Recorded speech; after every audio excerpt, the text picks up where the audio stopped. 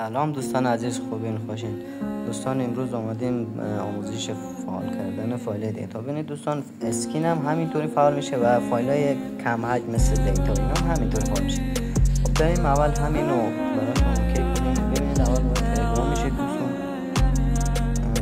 بعد همین فایل دوستان وارد پنل ذخیره شده است و اینو براتون میذارم. روی سه نقطه میزنید دوستان، وقتی دانلود کردید روی سه نقطه میزنید، بعد ذخیره دار شد دوستان میاد بیرون. بعد میرید فایل منیجر دوستان لینکشو میذارم. بعد از این قسمت صفحه دوستان وارد دانلود میشید دوستان. بعد روی همین فایل تنجیل شد میزنید، یه بار دیگه میزنید دوستان.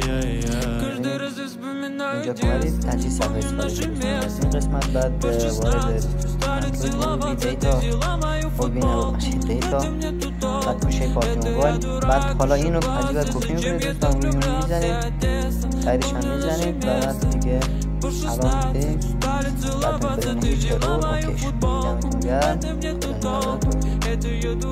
شد.